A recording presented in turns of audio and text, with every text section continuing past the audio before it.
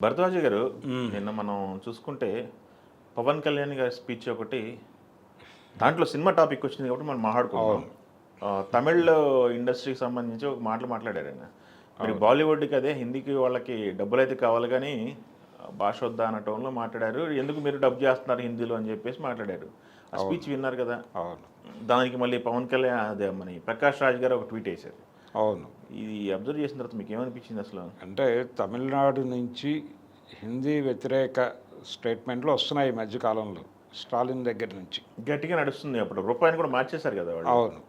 RN మార్చేసి తమిళ్ పెట్టేశారు. తమిళ్ పెట్టేశారు. ఉమ్, ఈ తమిళ్ ప్రభావము, తమిళ్ ప్రచారము అనేది ఎక్కువైపోతుంది. ఉమ్, అంటే త్రిభాషా సిద్ధాంతం ఉండాలి అనేది ఒకటి ఢిల్లీ నుంచి ప్రమోట్ అయినటువంటి ఒక అభిప్రాయం ఉమ్, కేంద్ర ప్రభుత్వం నుంచి. దాన్ని వ్యతిరేకిస్తూ తమిళనాడులో దానికి తీవ్రమైనటువంటి నిరసన తెలియజేయడంలో భాగంగా వీళ్ళు ఈ రూపీ అనేది మార్చడం దగ్గర నుంచి మొదలు పెడితే ఉమ్, అనేక విధాలుగా స్పందిస్తున్నారు దాని మీద. అలాగే ఓపెన్గా స్టాలిన్ గారు 2-3 సభల్లో మాట్లాడాడు దీనికి సంబంధించి. ఓకే. యాంటీ హిందీ అనేటువంటి ఉద్యమం ఒకటి గతంలో జరిగి ఉన్నది ప్రాంతం అది. అవును. పెరియార్ రామస్వామి గారి నాయకత్వంలో యాంటీ హిందీ ఉద్యమం చాలా ప్రభావవంతంగా జరిగింది అక్కడ. హిందీ బోర్డులు ఇవన్నీ తగలబెట్టేశారు ఓ. ఆ టైంలో. అంటే ఏ బోర్డు అయినా తమిళ్లోనే ఉండవలను అనే పద్ధతిలో నడిచింది అప్పుడు. ఈ క్రమంలోనే అది 3 రకాలుగా నడిచింది. యాంటీ కాంగ్రెస్గా కూడా నడిచింది. ఉమ్, ఆ ప్రభావం వలన ఇప్పటికీ ద్రవిడ పార్టీలే నడుస్తున్నాయి అక్కడ. ఉమ్, కాంగ్రెస్ పార్టీ ఆ ఉద్యమం తర్వాత అక్కడ మళ్ళీ అధికారంలోకి వచ్చినటువంటి చరిత్ర లేదు. ఉమ్, ఏ జాతీయ పార్టీకి కూడా తమిళనాడులో ఎంట్రీ లేదు. ఉమ్, ఎంట్రీ లేకుండా ఉండటానికి కారణం అదే. అంటే తమిళ సంస్కృతిని, తమిళ నాగరికతని, తమిళ భాషని మేము కాపాడుకుంటాం అనేది వాళ్ళ ప్రోగ్రాం ఉమ్, ఉమ్, ఆ రోజు నుంచి. ఉమ్, ఉమ్, ఉమ్. అందులో భాగంగానే ఇప్పుడు ఒక 25 ఏళ్ల క్రితం యునెస్కో నుంచి ఒక నివేదిక వచ్చింది. ఓ. ఆ నివేదిక ఏం చెప్పిందంటే ఈ శతాబ్దాంతానికి 90% పైగా ప్రాంతీయ భాషలు, నాగరికతలు అన్నీ వెళ్ళిపోబోతున్నాయని. ఓ. అంటే గ్లోబలైజేషన్ ఎరాలోకి వచ్చాం మనం. ఉమ్, గ్లోబలైజేషన్ అంటే మార్కెట్కి అల్లలు లేవు, మార్కెట్ అందరికీ ఒకటే అనే పరిస్థితి. నిన్న పవన్ కళ్యాణ్ మాట్లాడింది కూడా ఆ ఏరియాలోనే మాట్లాడాడు. ఉమ్, మీకేమో హిందీ మార్కెట్ కావాలి, ఉమ్, హిందీ మార్కెట్ నుంచి వచ్చేటువంటి డబ్బులు కావాలి, కానీ హిందీ భాష వద్దా ఉమ్, అన్నట్టుగా మాట్లాడాడు ఆయన. అయితే వాళ్ళు ఏమంటున్నారంటే తమిళనాడు నుంచి ఇప్పుడు ప్రకాష్ రాజ్ అంటున్నది కూడా అదే. ఇది మార్కెట్ వేట అనేది వేరే గొడవ, ఉమ్, మార్కెట్ యుద్ధం అనేది కూడా వేరే గొడవ. దాన్ని తీసుకొచ్చి మీరు భాషలకి రుద్దకండి ఉమ్, అన్న పద్ధతిలో పవన్ కళ్యాణ్ మీద ఆయన ట్వీట్ చేశాడు. ట్వీట్ చేసి తమిళనాడులో జరుగుతున్నటువంటి ఉద్యమం ప్రాంతీయ భాష నాగరికతల్ని కాపాడుకోవటం అంతవరకే. మార్కెట్ కోసం వాళ్ళు ఏ ప్రయత్నమైనా చేస్తారు, అది వేరే గొడవ, వ్యాపారానికి సంబంధించింది. ఓకే. దాన్ని కల్చర్తో లింక్ చేసి మాట్లాడొద్దు, రాజకీయ ప్రయోజనాల కోసం మీరు ఏదంటే అది మాట్లాడొద్దు ఉమ్, అన్న టోన్లో ఆయన రియాక్ట్ అయ్యాడు. ఇక్కడ పవన్ కళ్యాణ్ ఉద్దేశం కూడా అదే దాదాపుగా. అంటే ఈయన ఏమంటున్నాడు, ఈయన టార్గెట్ ఏమిటి, ఎందుకు ఆ భాష మాట్లాడాడంటే రేపు రాబోయేటువంటి ఎన్నికల్లో, నెక్స్ట్ ఇయర్ ఎలక్షన్ ఉంది తమిళనాడులో, అవును. ఆ ఎన్నికలలో ఈయన కూడా కీలక పాత్ర పోషించే అవకాశం ఉంది అక్కడ ఓకే. తమిళనాడులో. అందుకనే సుబ్రహ్మణ్య భారతి కవిత్వాన్ని ఆయన వేదిక మీద చదివాడు నిన్న.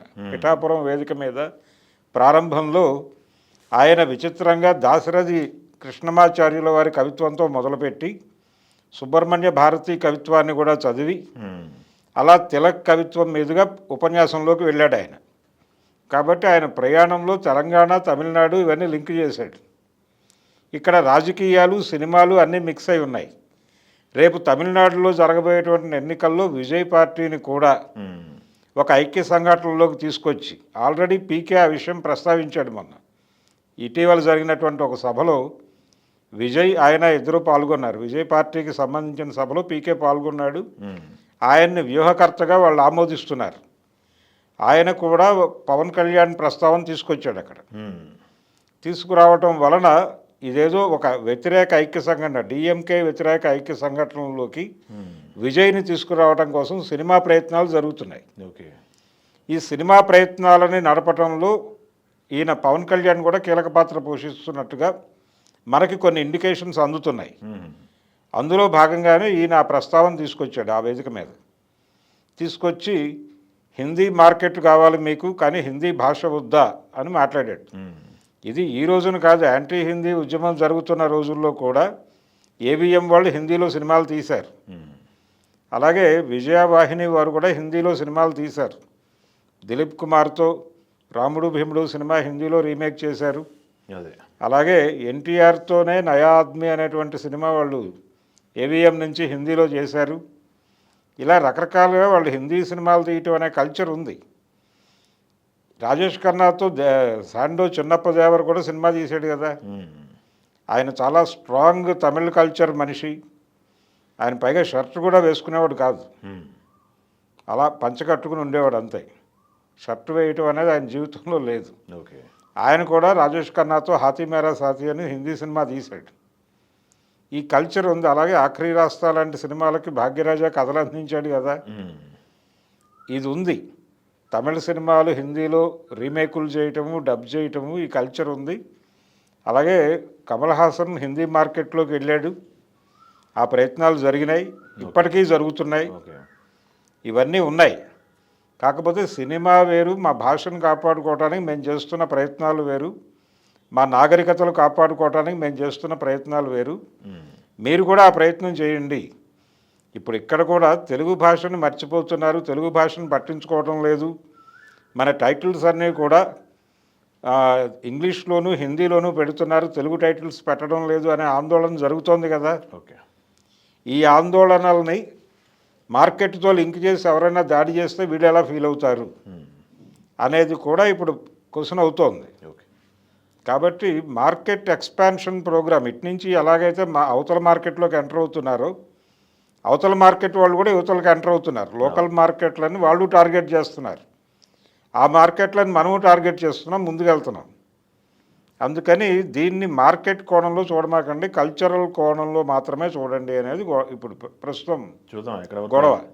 అయితే పవన్ కళ్యాణ్ గారు మాత్రం రాజకీయ కోణంలో చూశాడు దాన్ని. రాజకీయ కోణంలో సినిమాని, వ్యాపారాన్ని అన్నిటినీ మిక్స్ చేసి ఒక స్టేట్మెంట్ ఇచ్చాడు ఆయన. ఈ స్టేట్మెంట్ ఆయనతో మాట్లాడించింది ఎన్డీఏ అధినాయకత్వం. ఓకే. అధినాయకత్వం ఆయనకు ఢిల్లీ నుంచి వచ్చిన సంకేతాల మేరకు అలా స్పందించి ఆ ప్రస్తావన చేశాడు. అందులో భాగంగానే తెలుగు పాన్ ఇండియా స్టార్లు అందరి ప్రస్తావన చేశాడు. నేను వచ్చేటప్పుడు నాకు చాలా కటౌట్స్ కనిపించినాయి. ప్రభాస్ గారి కటౌట్ కనిపించింది, జూనియర్ ఎన్టీఆర్ గారి కటౌట్ కనిపించింది, అల్లు అర్జున్ గారి కటౌట్, ఇవన్నీ మాట్లాడాడు ఆయన. ఇది తరచూ మాట్లాడుతున్నాడు పవన్ కళ్యాణ్, ఇప్పుడే కాదు. అంటే నాకంటే పెద్ద హీరోలు వీళ్ళందరూ అని చెప్పే ప్రయత్నం చాలాసార్లు చేశాడు ఆయన. అంటే మార్కెట్ విస్తరణ మీద మా దృష్టి ఉంది అనేది ఇండికేట్ చేస్తూ వస్తున్నాడు. ఈ క్రమంలోనే ఆయన ఈ అడుగు ముందుకేసి తమిళనాడులో జరుగుతున్నటువంటి ఈ తమిళ సంస్కృతి పరిరక్షణ కోసం, తమిళ భాష పరిరక్షణ కోసం స్టాలిన్ మాట్లాడుతున్నటువంటి మాటల్ని ఖండించే ప్రయత్నం చేస్తున్నాడు. దాని మీద తమిళనాడు నుంచి కూడా తీవ్రమైన నిరసన వచ్చే అవకాశం ఉంది. ప్రకాష్ రాజుతో ఆగదు ఇది. పవన్ కళ్యాణ్ మీద ఒక యుద్ధం ప్రకటిస్తారు వాళ్ళు. పవన్ కళ్యాణ్గా చూడట్లేదు ఇప్పుడు తమిళ పార్టీలు, డిఎంకే. ఆయన్ని ఎన్డీఏ ప్రతినిధిగా చూస్తున్నారు. సో ఎన్డీఏ మీద యుద్ధంలో భాగంగా ఇప్పుడు పవన్ కళ్యాణ్ టార్గెట్ అయ్యే అవకాశం ఉంది. మరికొన్ని ట్వీట్లు, మరికొన్ని ప్రకటనలు కూడా వచ్చే అవకాశం అయితే ఉంది.